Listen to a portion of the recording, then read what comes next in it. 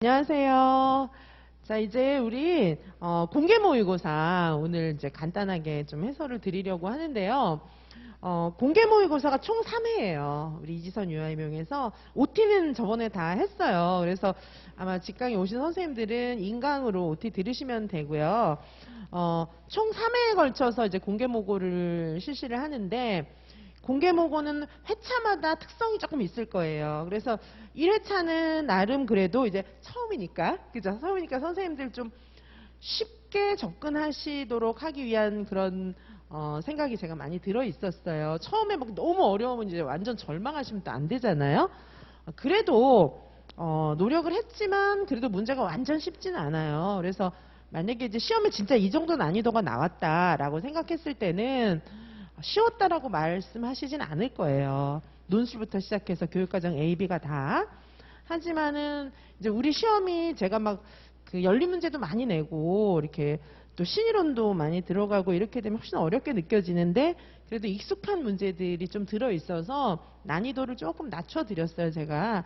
그렇지만 나 못 풀었는데 그래도 걱정하실 필요는 없는 게 난이도를 이제 낮춰 드렸다고 해도 그렇게 쉬운 문제들이 아니기 때문에 선생님들에 따라서는 이제 저랑 같이 공부하면서 복습을 정말 꼼꼼하게 하신 선생님들은 많이 맞추셨을 것 같아요. 근데 그게 이제 사람의 머리가 한 번 공부해서 그게 되는 게 아니고 더구나 이제 공개 모고만 처음 보시는 선생님들은 굉장히 어려우셨을 거예요. 그래서 난이도를 낮췄지만 그렇게 쉽지는 않았다 이렇게 생각하시고 선생님들마다 이제 점수는 다를 텐데 공개 모고를 열심히 보시는 게 좋을 것 같아요. 그래서 선생님들마다 지금 저랑 이제 개인 지도로 이렇게 만나시는 선생님들도 여러분 계시는데 보면 이제 답안 쓰실 때 선생님들마다 이제 이렇게 문제점이 다 있어요. 문제점이 다 있는데 그 서답형을 아직 안 되는 분들도 좀 계시고요. 그리고 제가 채점을 해보면 너무 잘하는 분들도 계세요. 진짜 서답이 이제 본인은 안 된다고 하시는데 이제 저랑 1월부터 이제 공부하시다 보니까 너무 잘 되시는 분들도 계세요. 그래서 일단은 제가 이제 서답 잘 되는지 안 되는지 그거를 좀 많이 봐드리고 있고 그 다음에 공개 모고도 현장에 오시면은 제가 이제 뭐 막 다 첨삭해드리기는 시간이 안 되니까 근데 전체적으로 제가 조금 훑어봐드리고 그렇게는 할 수 있을 것 같아요. 그래서 공개 모고도 직강에 오시면은 제가 어느 정도는 조금 봐드릴 생각이에요. 그리고 인강으로 들으시는 선생님들도 줌 학습 공동체 있잖아요. 목요일마다 하는 학습 공동체. 그때 들어오시면은 이제 거기서 올해는 못 봐드려요. 왜냐하면 다른 선생님들이 기다리고 계시기 때문에 막 한 선생님하고 오래 얘기하면 딴 분들이 너무 힘드시니까 그래도 이제 몇 가지 팁도 얘기해드리고 이렇게 한 문제 정도 봐드리고 이렇게 사실은 서술 같은 거 좀 봐드리는 거는 시간이 그렇게 많이 걸리진 않는데 또 제가 봐드리는 거 자체가 선생님들한테는 도움이 많이 되시거든요. 네, 그래서 서답식 문제 같은 것도 줌에서도 조금 봐드릴 수는 있을 것 같아요. 그리고 이제 제가 이제 개인 지도처럼 꼼꼼하게 진행을 하는 경우에는 맞는 문제가 뭔지 틀린 문제가 뭔지 요것만 봐도 이제 그 선생님들의 특성이 나오거든요. 근데 두 가지 부류의 스타일의 선생님들이 있으셨던 것 같아요. 한 스타일은 서답 너무 잘 쓰시는 거예요. 서답이 되는 분, 안 되는 분 이렇게 이제 나눌 수가 있는데 서답이 되게 잘 되는데 기본 문제가 많이 틀리는 선생님들도 계시고요. 둘 다 잘 되는 분들은 많지는 않았던 것 같고 이제 기본 문제 막 암기는 많이 되셨는데 서답이 안 되는 분 계시고 이제 이렇게 나눌 수 있었고요. 그 다음에 공통적으로는 실수를 좀 많이 하시는 것 같아요. 근데 실수도 그래서 이제 오늘도 문제를 풀어보셨을 때 선생님들께서 선생님들의 각자의 유형을 좀 분석을 해보시면 좋을 것 같아요. 그래서 제가 지금 말씀드린 두 가지 유형, 그쵸? 나는 서답은 된다. 서답은 되는데 기본 암기가 안 돼 있다. 이런 분이 계실 수 있어요. 이건 어떻게 알 수 있냐면 서답은 근데 선생님들이 스스로 채점이 좀 참 안 될 수도 있겠지만 그래도 채점을 해보셨을 때 서답이 됐다. 좀 잘 되는 것 같다. 근데 제가 채점을 해봤을 때 서답 잘 되시는 분들도 다 본인은 안 된다고 하셨었어요. 그러니까 잘 된다고 느끼기가 어려운 것 같아요. 그리고 기본 암기는 뭐냐면 쉬운 문제 막 틀리는 경우 있잖아요. 엄청 쉬운 건데 쭉쭉쭉 틀리는 경우 있죠. 그런 경우는 기본 암기가 안 된 거예요. 그 다음에 이제 이게 서답이 안 되고 요거 기본 암기는 되고, 다 안 되는 경우는 이제 공부를 열심히 하셔야 되고요. 다 안 되는 분들도 계실 수 있어요, 지금 아직까지. 자, 그래서 서답이 안 되고 기본 암기는 된다 이러면은 이제 요 경우에는 암기장을 막 좀 외우세요. 암기장을 더 열심히 외우시도록 하시고요. 그 다음에 서답은 안 되고 기본 암기가 될 때는 서답이 안 돼, 기본 암기는 이제 됐다는 것도 굉장히 중요한 거예요. 그리고 서답이 안 될 때는 제가 드리는 모범 답안 있잖아요. 그걸 좀 자세히 내 모범 답안하고 내가 쓴 답안하고 제가 드리는 모범 답안이 어디가 다른지 그거를 좀 꼼꼼하게 보시면서 좀 내 답안과 선생님들께서 쓰신 답안과 요 모범 답안을 분석해 보면서 어디가 다른지 꼼꼼히 생각을 해보셔야 돼요. 그리고 줌 학습 공동체 들어오셔가지고 선생님들이 이제 생각하다 보면 의문점이 생길 거잖아요. 그러면 줌 학습 공동체에 들어오셔서 저랑 얘기를 좀 해보시면 좋을 것 같아요. 자, 요런 분이 계시고 그 다음에 이제 또 굉장히 공통적인 부분은 뭐냐 하면 이건 이제 실수를 너무 많이 하시는 거예요. 실수를 너무 많이는 아니겠지만은 뭐 하여튼 뭐 교육과정 A, B 뭐 이렇게 돼 있으면은 한 시험지당 적어도 한 2개 이상 실수를 하시는 거예요. 실수 유형은 굉장히 다양해요. 뭐 개념을 쓰라고 하는데 뭐 예를 쓴 분도 계시고 예를 쓰라고 했는데 개념을 쓴 분도 계시고 쓰라고 하는 거는 빼고 설명만 용어는 빼고 설명만 쓴 분도 계시고 막 이렇게 사소한 실수부터 시작해서 쓰라고 한 거하고 다르게 쓰신 건 전부 다 실수거든요. 그거 전부 감점이 있어요. 자, 그래서 요거는 근데 실수는 본인의 유형이 있어요. 그렇기 때문에 나의 유형을 분석을 좀 해보셔야 돼요.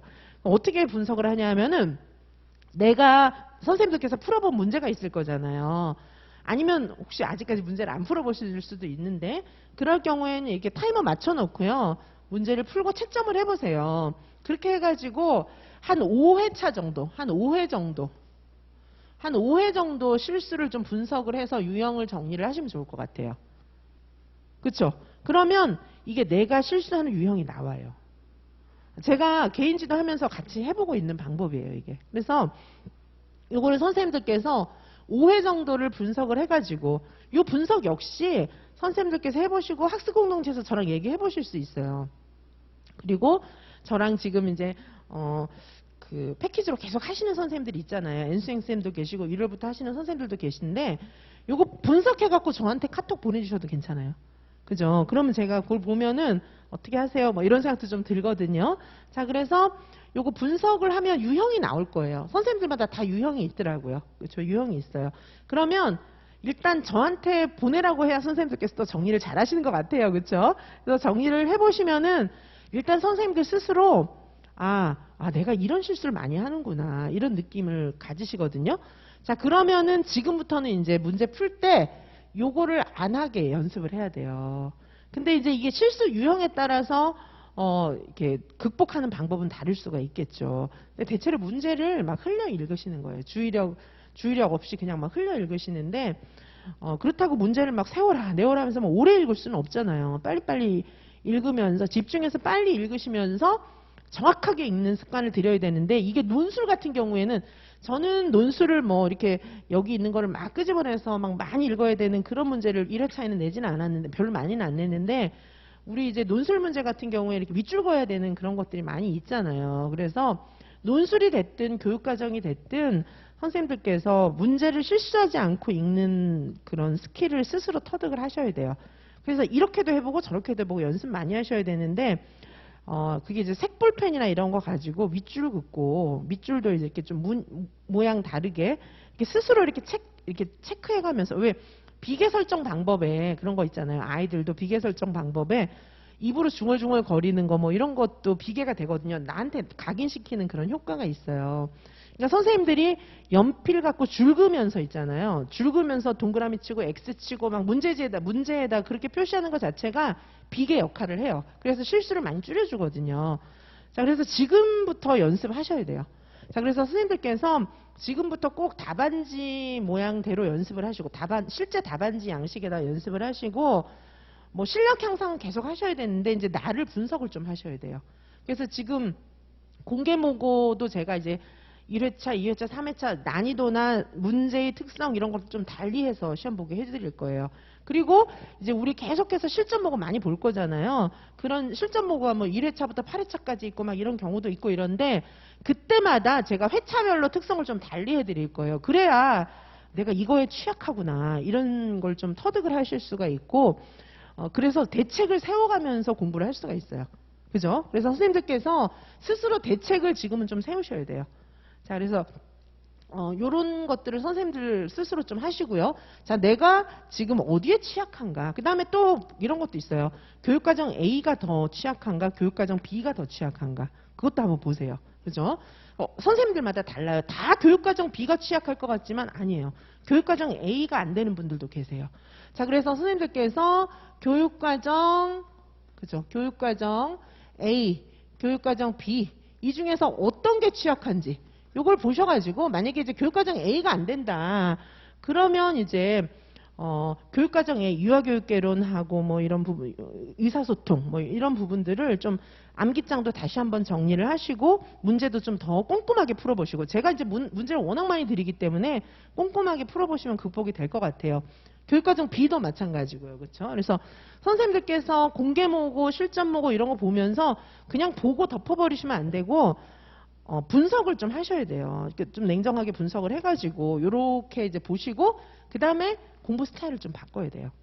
내가 이렇게 문제 분석을 해서 내가 문제를 풀었잖아요. 풀어서 내 장단점을 분석을 좀 하시고 공부 스타일을 그거에 맞게 좀 바꾸셔야 돼요. 지금 제가 5월 뭐 6월 이때쯤에 해가지고 자꾸 개인지도반 이렇게 운영을 하는 이유는 지금 그거를 잡아드리기 위함이거든요. 그래서 개인지도반 들으시는 선생님들은 저랑 하시면 되고 만약에 그냥 하시는 선생님들은 제가 지금 방법을 알려드리잖아요. 이렇게 하시고 저하고 줌에서 상담하시면 돼요. 줌에서 상담하시고 뭐 저랑 상담하실 수 있는 채널은 굉장히 많잖아요. 그래서 뭐 저하고 얼마든지 얘기하실 수 있는 채널을 제가 다 열어놨으니까 학원에 직접 오셔도 되고 그 다음에 줌에서 또 학습 공동체에서 만나셔도 되고 카톡이고 뭐고 다 되잖아요. 그러니까 선생님들께서 스스로 분석하셔가지고 저하고 상담해 보실 수는 있어요. 그렇죠? 자, 그래서 선생님들께서 이런 스타일을 좀 이렇게 보시고 점검을 하시고 그 다음에 제가 지금 많은 선생님들하고 개별 상담도 하고 뭐 개인 지도뿐 아니라 매일 카톡하고 막 이런 선생님들 많이 계신데 보면 지금 성적 공부가 제일 많이 향상되시는 분들은 꾸준히 하는 분들이에요. 꾸준히. 그래서 제가 처음에 이제 카톡 저한테 보내시고 막 이럴 때는 선생님 이제 좀 양을 늘리세요. 속도를 더 빨리 해서 더 많이 하세요. 공부 더 하세요. 처음에 이렇게 얘기하다가 보니까 이제 선생님이 조금 무리가 될 것 같아서 중간에 제가 그런 말씀을 안 드렸거든요. 근데 지금은요, 제가 말씀드리고 싶은 정도의 양을 해내더라고요. 이게 꾸준히 쌓이니까 이게 이제 양을 제가 늘리라는 얘기를 안 했는데 이 양이 늘어나는 거예요. 그래서 제일 중요한 게 내가 지금 생각하기엔 공부 많이 안 되는 것 같아도 꾸준하게 하는 게 제일 중요해요. 그래서 선생님들 형편되는 대로 형편을 막 인위적으로 바꿀 수는 없잖아요. 건강이라든가 뭐 여러 가지 형편이 다 있잖아요. 그래서 형편되는 대로 꾸준히 하시는 게 제일 중요해요. 자, 그래서 일단 선생님들 전체적으로 지금 우리가 공개모고는 아직 실전모고는 개강을 안 했잖아요. 좀 더 있어야 하잖아요. 자, 공개모고 첫 시간이기 때문에 문풀을 하면서 물론 제가 이제 모든 과목마다 끝날 때 전부 다 실전모고 보죠. 근데 이제 그 실전모고 또 이제 열심히 풀어보시고 그러니까 실전모고를 한 5회 정도? 실전모고 5회 정도가 너무 많으면 한 3회 정도 풀고 분석을 해보세요. 3회 정도, 5회가 좋긴 한데 한 3회만 해도 나올 것 같아요. 5회 풀기 너무 어렵잖아요. 그렇죠? 3회만 풀고 내가 지금 어디가 약한가 분석을 좀 해보시고요. 실수 유형도 분석을 해보시고 실수 유형. 자, 그리고 교육과정 A하고 교육과정 B 중에 어디가 약한가 일단 이것만 좀 분석을 해보세요. 그렇죠? 그렇게 해서 선생님들의 공부 패턴을 바꾸는 거는 이제 공부 스타일 이런 걸 좀 유형, 공부 스타일 이런 걸 좀 바꿀 필요가 있어요. 선생님들 지금 되어 있는 지금 선생님들이 가지고 있는 장단점에 좀 맞추어 가지고 공부 스타일을 좀 바꿀 필요도 있습니다. 자, 그러면 우리 이제 논술부터 한번 좀 보도록 하실게요. 논술 문제부터. 자, 이 논술 문제는 뭐 그렇게 어려운 문제는 아니죠. 그렇죠? 그래서 논술 한번 보시면 자, 학습 공동체에서 나눈 이제 교사들의 대화입니다. 그래서 보시면 1번은 두 교사의 대화에 나타난 유아들의 놀이 운영을 원활하게 하기 위한 일과 구성 방법. 그렇죠? 요거 일과 구성 방법, 교사의 일일 계획 방법 있는데요. 여기 이제 뭐 교사들이 대화를 하고 있지만 이거는 뭡니까?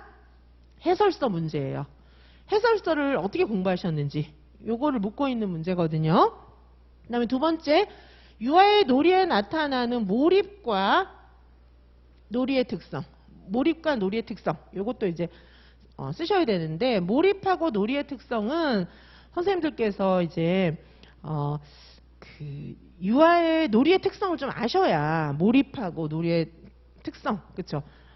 놀이의 굉장히 중요한 전제 조건이 되는 게 몰입이거든요. 그것도 좀 이따 좀 보도록 하시고요. 그 다음에 이제 요거는 3번은 대화에 나타난 대화를 읽어야 이제 답을 좀 쓸 수 있는 내용이에요. 대화에 나타난, 요거는 이제 대화에 나타난, 요거는 이제 대화를 꼭 읽어야 되는 거죠. 대화에 나타난 유아 관찰 방법에 있어서 과거에 작성해온 방식, 그 다음에 교사가 쉽게 작성할 수 있는 방법, 요런 거를 각각 한 가지씩 쓰고 유아 관찰의 장점 이런 것들을 쓰라. 뭐 요 문제 정도 이제 자세히 읽어야 되는 거고, 그 다음에 나머지 학습 공동체의 필요성과 장점 이런 것들은 이제 선생님들께서 원래 알고 있는 거 이제 쓰시면 되는 거였어요. 여기 내용 이제 보시고요. 자, 그래서 여기 보시면은 지금 여기 서교사, 오교사 뭐 이런 사람들이 얘기를 하고 있죠. 여기 얘기하고 있어요. 그래서 과거에 기록하는 방식, 이게 뭐 있다고 그랬어요. 일화 기록, 행동 목록, 뭐 사건 표지, 시간 표지 뭐 이런 거 가지고 평가를 했었다고 했기 때문에 요거 중에 이제 한 가지 쓰면 되는 거고요.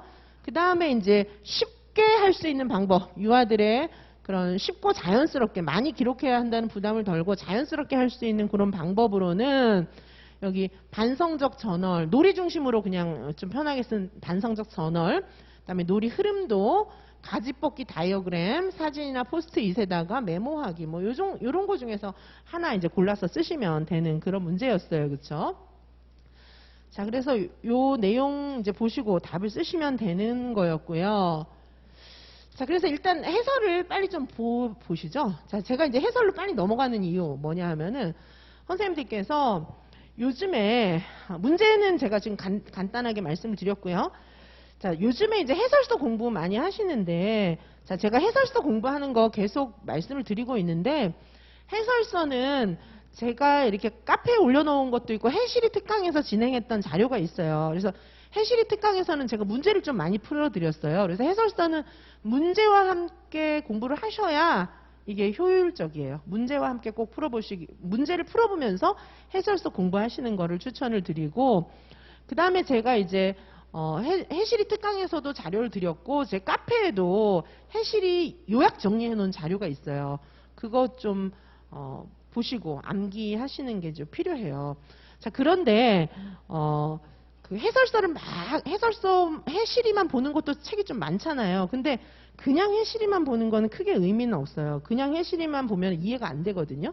자, 그래서 해설서 실행자료집, 이해자료집, 운영 사례집, 요즘에는 교사 연수 자료집까지 엄청 많아요. 그래서 제가 오늘도 카페에다가 인공지능, 그렇죠? AI 교육, 요즘에 그 유아 인공지능 교육 이런 것들도 이제 중요한 이슈가 돼서 뭐 교수들이 얘기하는 수준이 아니라 현장에 계신 선생님들 연수를 엄청 많이 하고 있어요. 그래서 그 중에 한 권 제가 책 올려놨어요. 카페 자료실에 올려놨으니까 보도록 하시고요. 한번 쭉 넘겨보세요. 제가 이제 그것도 나중에 강의도 하고 뭐 문제도 풀려드리고 이렇게 하겠지만 좀 보시면 좋을 것 같아요. 자, 그래서 선생님들께서 근데 이제 막 공부 내용을 막 확장하시는 건 의미가 없고, 이게 뭔 뜻인지 일단 핵심을 잡으셔야 돼요.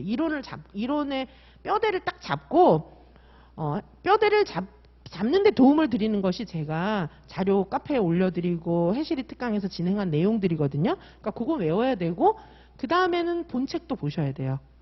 본책을 쭉 넘기면서 이제 뼈대를 잡고 나서 본책을 보는 게 의미가 있어요. 그냥 본책만 막 보면 그게 뭔 소리인지 잘 몰라요. 자, 그래서 선생님들께서 제가 드리는 자료집도 보고 해시리 특강도 듣고 대부분 제 수강생 선생님들이 그렇게 하셨단 말이죠.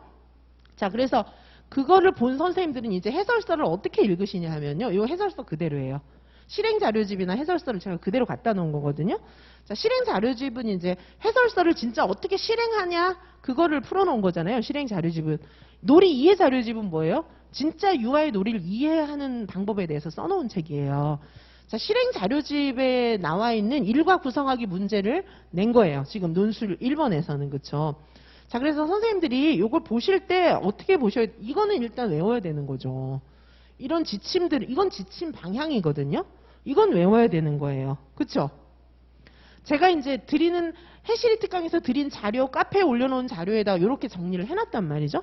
자, 근데 이것만 외우면 안 돼요. 이것만 외우면 안 되는 게 응용돼서 나오면 이제 못 맞추는 거예요. 자, 그러면 놀이 시간을 충분히 운영한다는 게 무슨 뜻인가? 그죠? 제가 이제 문제에서 여러 번 풀려드려서 아시겠지만은 놀이 시간을 충분히 운영한다는 뜻은 분절되지 않는다는 거, 분절적으로 운영하지 않는다는 거예요. 그래서 10분, 20분, 뭐, 그다음에 계속 자르는 거예요. 10분 하고, 뭐 또 자르고, 20분 하고 자르고, 30분 하고 자르고, 막 이렇게 하는 거는 놀이 시간을 충분히 운영하지 않는 거예요. 그렇죠? 이 내용을 읽고 이해하셔야 돼요. 자, 그 다음에 뭐예요? 놀이 흐름이 끊어지지 않고 충분히 놀았다. 이렇게 생각할 수 있게 해야 되는 거죠. 그리고 놀이를 중단하면 안 돼요. 중단하면 안 되는 거고, 그 다음에 애들이 막 잘 논다 이러면 놀이 시간을 연장을 할 수도 있는 거죠. 그리고 바깥 놀이를 좀 많이 하는 게 좋겠다. 이런 내용들을 함축하고 있는 게 놀이 시간을 충분히 운영한다는 뜻이에요. 그럼 예를 들면은 예문에다가 지금 놀이 상황이 쭉 써 있어요. 놀이 상황이 쭉 써 있고 여기서 김 교사가 놀이 시간을 충분히 운영한 사례를 찾아 쓰셔. 이러면 이런 예들이 나와 있다는 거죠. 찾아 쓸 수 있어야 돼요. 우리 평가도 지난 시험에 그렇게 나온 거잖아요. 평가도. 그렇죠? 유아평가, 누리과정 운영평가. 이런 내용을 중심으로 나왔다는 거죠. 그래서 자꾸 해시리를 막 확장해서 막 요새 보니까 막 해시리 공부량이 부족하신지 해시리를 막 더 막 확장해 놓은 자료를 막 구하셔가지고 보시는 분들 제가 되게 많이 봤어요. 근데 그렇게 하지 마시고요. 제가 요약해서 드린 자료하고 진짜 본책을 보세요. 그 정도면 충분해요. 본책을 이렇게 꼼꼼하게 보시기 바랍니다. 이게 무슨 뜻인지 알아야 돼요. 근데 선생님들은 대체로 이것만 그냥 외우고 끝나요. 더구나 이제 고시문만 외우고 땡 이렇게 하시는데 고시문 당연히 외워야 되지만은 그 각각의 항목들이 무슨 뜻인지 해설서에 자세히 풀어놨거든요. 그거 밑줄 그으면서 이거 익숙해지셔야 돼요. 이런 게 문제로 나는 거죠. 자, 그 다음에 일상생활이 융통성 있고 유아 주도적으로 이루어진다. 자, 이렇게 하고 있는데 일단 선생님들이 일상생활이 뭔지 잘 모르시는 분들도 많이 계셨어요. 지금 이제 제 수업 듣는 분들 중에는 안 계시겠지만은. 자, 그래서 일상생활을 융통성 있고 일상생활도 왜 유아 주도적으로 하냐 이게 막 이런 생각이 드는 거죠. 예를 들면 밥 먹고 화장실 가고 손 씻고 뭐 이런 건데 뭐 그거는 뭐 내가 시킨 대로 해도 되지 않을까 애들이 막 이런 생각도 드는데 여기 보시면은 아이들은요 놀이와 활동뿐 아니라 일상생활을 통해서도 다양한 배움의 기회를 갖는다고 되어 있어요. 그렇기 때문에 일상생활을 통해서도 애들은 많은 걸 배워요. 자, 그래서 교사 주도적으로 막 이렇게 끌고 가면 안 돼요. 일상생활도 유아 주도적으로. 그쵸? 자, 그리고 이제 유아 주도적으로 융통성 있게 이렇게 일상생활을 하도록 해준다는 것은 무슨 뜻이냐면은 충분한 시간. 애들한테 밥 먹는 거, 간식 먹는 거, 손 씻는 거, 화장실 가는 거 전부 다 충분한 시간을 허용해 줘야 돼요. 그래서 애들이 편안하다 이렇게 느낄 수 있도록 해줘야 되고 그 다음에 이제 놀이 흐름을 지속하기 위해서 이게 어떻게 되냐면은 아이들의 기본적인 요구를 방해하지 않는 범위 내에서 일상생활은 어떻게 하라고 그랬어요? 일상생활 운영 방법, 일과 시간 중 배치 등의 변화 이런 것도 시도해 볼 수 있다는 얘기예요. 자, 일상생활이 융통성 있고 유아 주도적으로 이루어진다는 뜻은 일상생활 운영 방법, 일과 시간 중에서 일상생활을 막 우리 꼭 여기 넣어야 된다 막 이렇게 계획표 예전에 짜놨었잖아요. 그게 아니라 애들 놀이 봐가면서 바꿀 수 있다는 거죠. 그게 융통성 있게 주도적으로 이루어진다는 얘기예요. 자, 그래서 이게 어떻게 돼 있어요? 화장실 다녀오기, 간식 이런 것들은 놀이 시간과 분리돼서 일어나기도 하지만 우리 원래 자 지금 손 씻는 시간 애들 다 한목에 막 손 씻으러 보내고 그렇게 했었잖아요. 근데 그게 아니고 놀이하는 과정에서도 허용될 수 있도록 할 수 있다는 거죠. 그리고 일상생활도 놀이 같은 방식으로 즐길 수 있도록 하는 거를 좀 아이들하고 찾아볼 수 있다는 거예요. 이런 사례가 우리 실행자료집에 놀이 같은 거에 나오잖아요. 청소하고 막 이렇게 모두 제자리 막 이런 거 해야 되는데 재미없잖아요. 정리하고 이러는 거. 근데 막 흩어져 있는 반짝이 끈 같은 거 공 만들기 하면 이제 재밌잖아요. 그렇게 되면. 그래서 공을 만들어서 그거 갖고 놀고 막 이런 거 나오잖아요. 자, 그런 식으로 놀이 같은 방식으로 진행하는 거. 자, 일상생활이 융통성 있고 유아 주도적으로 이루어진다는 게 이런 의미를 갖고 있는 거예요. 어떤 의미인지 찾아보셔야 돼요. 문제가 응용돼서 나왔을 때, 그쵸? 이제 답을 찾을 수 있어야 되는 거죠. 아직은 2019 개정놀이과정 문제가 해시리를 벗어나서 나오지는 않았어요. 그죠? 사례를 만들어도 여기 있는 거 가지고 만들어서 냈었어요, 문제를. 그래서 해시리 공부 이렇게 하셔야 돼요. 자, 더 보실게요. 자, 해시리 공부를 이런 식으로 한 2번 정도만 보셔도, 제가 요약해드린 거 외우시고 2번 정도만 해시를 이렇게 보셔도 많은 부분이 이해가 갈 것 같아요. 자, 그 다음에 활동은 어떻게 하라고요? 놀이와 연결해서. 이거는 뭐 2차 수업 시간에도 맨날 나오는 거예요. 활동 뭐예요? 자, 제가 늘 말씀드리지만 유치원의 하루 일과는 놀이, 일상생활, 활동 요 3가지로 구성된다고 말씀드렸어요. 해설서에서도 계속 그렇게 얘기하고 있어요. 활동은 뭐예요?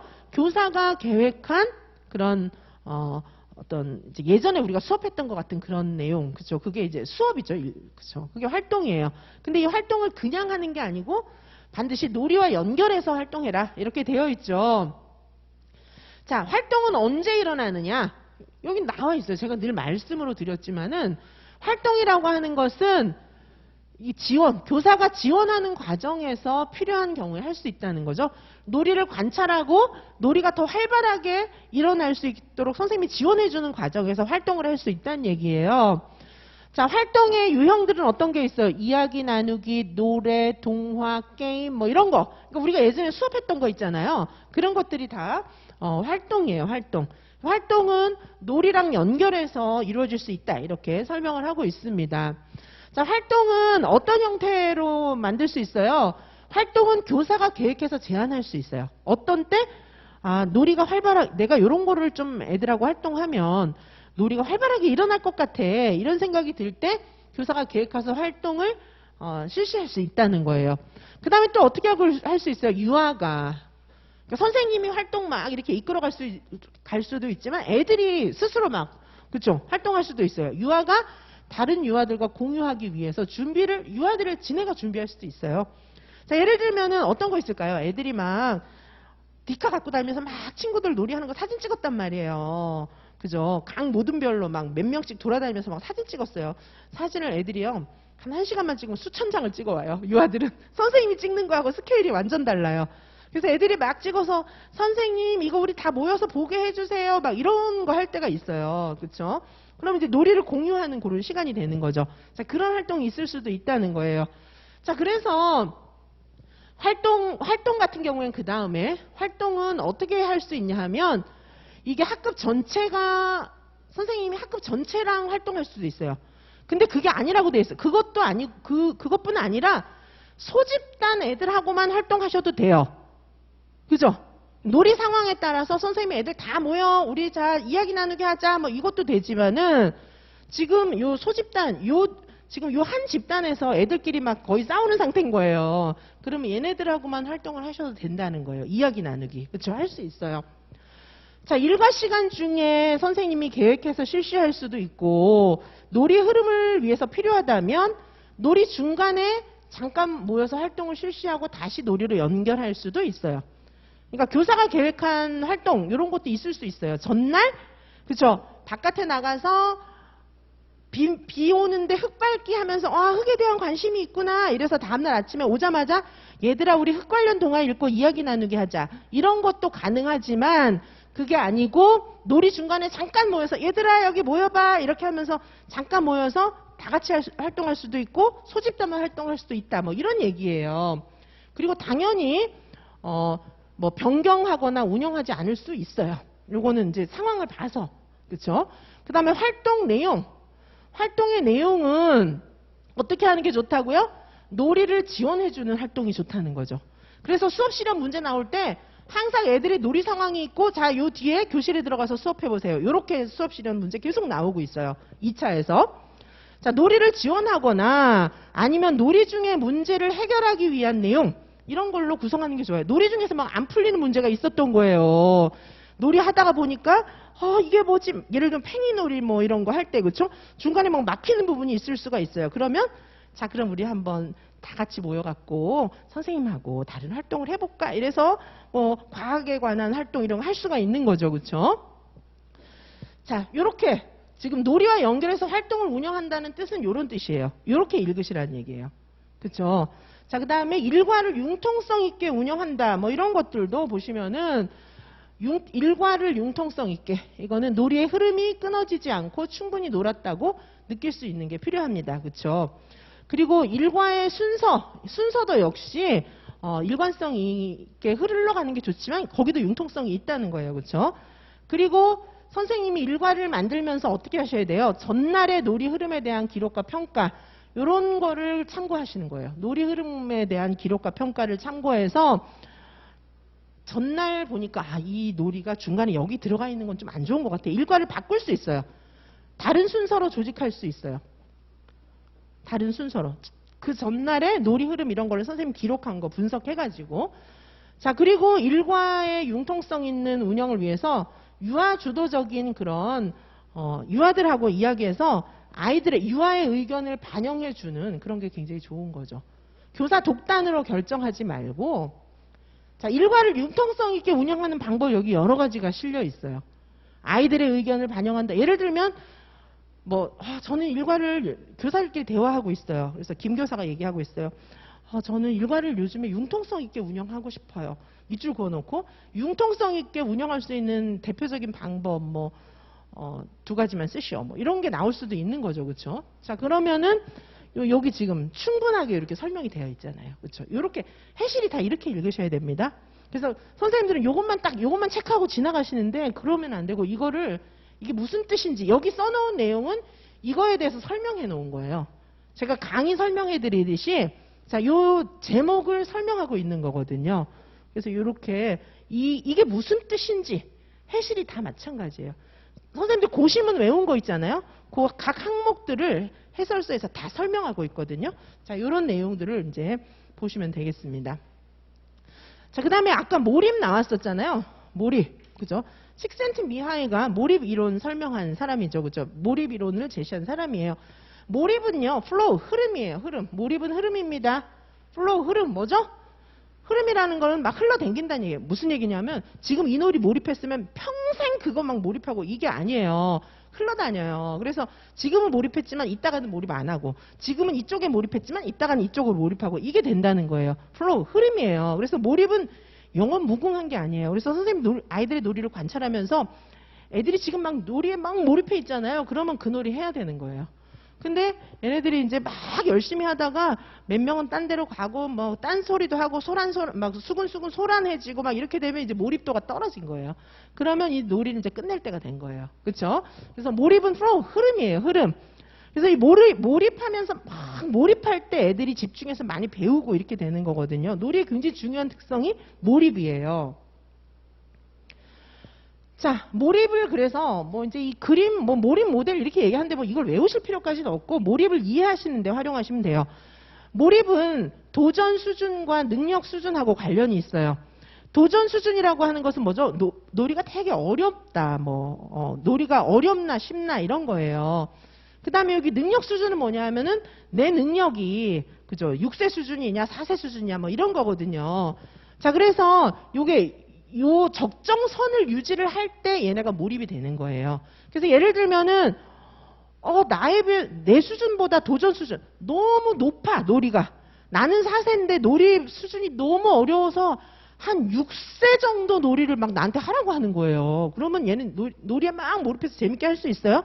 못하는 거예요. 얘가 무서워 이런 느낌을 갖는 거예요. 그리고 이건 뭐예요? 이쪽으로 막 가는 거. 이쪽으로 가는 건 뭐냐 하면 얘는 6세인데 얘는 지금 그쵸 6세예요. 6세인데 놀이 수준이 4세 놀이 하라고 하는 거예요. 이쪽은 그쵸 능력 수준, 지금 여기 표시되어 있잖아요. 능력 수준은 얘가 6세인데, 그쵸? 여기 능력 수준은 6세인데, 자꾸 선생님이 사세놀이 하라 그러는 거예요. 아, 재미없어. 지루해지는 거죠. 그래서 이게 일정한 수준을 유지해야 되는 거예요. 그래서 애들이 이제 놀이 하다가 자꾸 딴 놀이를 찾아요. 그죠? 놀이를 막 규칙도 바꾸고 막 이렇게 하면서 자기들 수준에 맞게 자꾸 바꿔가면서 몰입하는 거거든요. 자, 그래서 이 몰입이라고 하는 것은 그 자리에 그냥 있는 게 아니에요. 자꾸 흘러다녀요. 그래서 몰입을 잘 할 수 있도록 하기 위해서는 능력 수준, 도전 수준, 난이도 뭐 이런 게 맞아야 돼요. 아이들이 스스로 알아서 변화를 시켜 나갑니다. 자, 그래서 몰입은 여기 보시는 것처럼 최적의 경험이 이렇게 딱 조합이 되어야 애들이 몰입할 수 있어요. 자, 이게 몰입이라고 하는 것은 그죠, 흘러다녀요. 그래서 자유로운 상태에서 막 몰입하는 놀이가 됐다가 지루한 놀이가 됐다가 이런 거예요. 그러면 애들이 이제 새로운 놀이를 막 찾게 되는 거죠. 자, 그래서 교육에서 추구해야 할 재미, 우리는 이제 그냥 단순 재미라기보다는 놀이하면서 이제 스스로 뭔가를 배워갈 수 있도록 해주는 게 필요하잖아요. 자, 그래서 여기서는 이제 굉장히 고차원적인 재미를 느끼는 거예요. 사실 몬테소리 뭐 이런 사람들도 그죠, 정상화된 유아들은 자기가 하고 있는 그 일에 막 몰입한다고 이렇게 설명하고 있잖아요. 그게 이제 일이라기보다는 얘 입장에서는 탐색하고 놀이하는 것일 수도 있어요. 그렇죠? 자, 그래서 몰입을 통해서 아이들은 행복감, 내재적 만족감, 성취 뭐 이런 것들을 느낄 수가 있고요. 자, 이게 보상이 주어지지 않는데도 불구하고 내재적 동기에 의해서 몰입을 할 수 있다는 거죠. 왜 몰입하는 순간순간마다 선생님 막 보상해 주는 거 아니잖아요. 나중에는 이제 보상이 올 수도 있겠지만, 그렇죠? 자, 보상이 없는데도 막 좋으니까 막 열심히 하는 이런 특성을 갖고 있는 것이 몰입이에요. 자, 지금 제가 말씀드린 내용들이고요. 자, 그래서 이 놀이에서는 보통 몰입이 일어나요. 진짜 막 아이들이 즐겁게 놀이할 때는 몰입이 일어나는데, 놀이와 몰입의 공통점, 절정을 경험해요. 거기 깊이 빠지는 거예요. 그렇죠? 절정을 경험할수록 아이들은 자신감도 생기고 막 이렇게 되는 거예요. 막 몰입해서 절정을 경험하게 되면 뭔가 놀이하다 보면 해결해야 될 문제 이런 것들도 막 생기잖아요. 근데 자발적으로 막 해결해 버리는 거예요. 그렇죠? 막 엄청 유능해져요. 자, 그 다음에 애들은 몰입하면서 행복한 거죠. 놀이에 몰입하는데 재미없어 뭐 이런 애가 있어요. 너무 즐거운 거죠. 그렇죠? 자, 그리고 놀이와 몰입의 공통점은 내적 동기다. 뭐 이렇게 볼 수가 있습니다. 자, 그래서 놀이에서 몰입이 주는 여러 가지 효과들이 있어요. 놀이를 통해서 몰입하는 유아들은 창의적이고, 그 다음에 긍정적인 정서를 갖게 되고, 발달이 되고, 뭐 실패를 또 자연스럽게 경험하는데 실패했다고 좌절하고 막 이런 게 아니라 막 극복하는 거예요. 막 초인적인 힘을 발휘하면서 막 극복하는 거예요. 자, 그래서 놀이 이해 자료집에 보면 몰입이라는 놀이의 특성이 굉장히 많이 나오고 있어요. 자, 놀이의 특성 쪽 보시면은 요거 이제 뭐 간단하게 정리하시면 놀이의 특성은 일단 몰입. 몰입이 흐트러지면 이제 놀이를 좀 바꾸거나 끝내거나 이럴 때가 된 거예요. 그렇죠? 몰입. 그 다음에 긍정적인 정서를 느끼게 되죠. 놀이하면서. 그렇죠? 부정적인 감정을 해소하고, 우리가 유아교육 개론에서도 배웠어요. 그렇죠? 놀이를 통해서 부정적인 감정을 해소할 수 있어요. 그 다음에 놀이에는 자유가 있어야 돼요. 시간과 공간의 제약으로부터의 자유가 필요해요. 예전에 자유선택 놀이, 사무새 놀이과정에서 자유선택 놀이에 문제점이 있었다라고 하는 게, 자유선택 놀이 같은 경우에 선생님이 시간도 정해주고 장소, 공간도 정해주고 막 이런 게 이제 문제잖아요. 그러면 이제 놀았다고 느끼는 게 아니라 애들은 일했다고 느껴요. 자, 그래서 자유로운 선택이 필요해요. 그다음에 놀이에는 내적 동기, 진짜 내가 하고 싶어서 해야 되는 거죠. 놀이의 특성, 비실제성, 현실에 너무 이렇게 그렇게 막 구속되지 않아요. 놀이라고 하는 것은. 그 다음에 결과보다는 과정 지향성입니다. 자, 놀이의 가치들이 있어요. 놀이는 자기 조절력을 뭐 증진시키고, 놀이를 통해서 사회성이 커지고, 창의성이 많아지고, 뭐 이런 거 볼 수가 있습니다. 자, 그래서 놀이의 가치 이렇게 정리가 되어 있어요.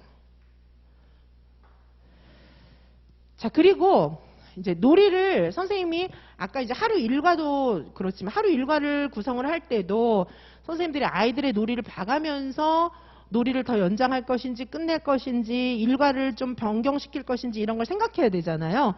자, 그래서 선생님이 놀이 중심의 하루 일과를 구성하면서 꼭 하셔야 될 게 관찰 기록이에요. 관찰 기록. 그렇죠? 관찰 기록이 필수적이에요. 그래서 선생님들이 관찰 기록을 놀이 관찰해서 기록하시는 거 이런 것들을 통해서 아이들의 놀이 유형, 놀이 자료, 놀이 용역, 놀이 주제 뭐 이런 거에 대한 굉장히 많은 정보와 계획을 관찰 기록으로부터 얻을 수 있어요. 그렇죠? 자, 그래서 놀이 관찰 기록을 통해서 우리는 아이들의 놀이에 대해서 의미를 해석해 낼 수가 있어요.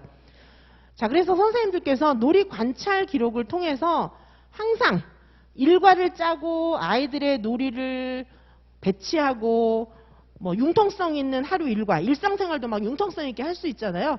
그런 놀이 중심, 유아 중심의 교육과정을 운영하면서 항상 염두에 두어야 할 거, 놀이 기록을 보면서 생각해 보셔야 돼요. 이 놀이는 유아에 의해서 선택된 거 맞나? 유아가 선택한 거 맞아? 이거 생각해 보셔야 돼요. 내가 정해준 거 아니야? 유아에 의해서 선택된 거 맞는지. 그 다음에 유아가 어디서 언제 어떻게 누구와 놀 것인지 이거 아이들한테 선택권을 줬는가? 그죠? 아이들한테 선택권을 줬는지 이걸 체크해 보셔야 되고, 그 다음에 유아들이 놀이에 얼마나 몰입하고 있는지. 그죠? 그래서 선생님들께서 놀이 관찰 기록 해가지고 요 세 가지를 항상 자문해 보셔야 돼요. 모든 놀이에서. 요 세 가지를 자문해 보면서 요 다음에는 어떤 놀이를 해야 되겠다. 이 다음에 일과를 어떻게 구성해야 되겠다. 놀이를 이제 끝내야 되겠다. 새로운 놀이를 좀 넣어야 되겠다. 뭐 이런 거 있잖아요. 아이들하고 물론 상의하죠. 내가 막 주도적으로 하는 건 아니에요. 그렇죠? 자, 그래서 선생님들이 항상 자문해 보셔야 할 세 가지 질문이에요. 자, 여기까지 보시고요. 제가 앞에 이제 오늘 실전 모고 첫날이라서 이제 공개 모고 첫날이라서 뭐 여러 가지 말씀을 드리느라 조금 이제 시간이 좀 오버됐어요. 조금 쉬었다가 여기 관찰부터 계속 보고 모범 답안까지 간략하게 좀 보도록 하실게요. 예, 잠깐 좀 휴식하도록 하시겠습니다.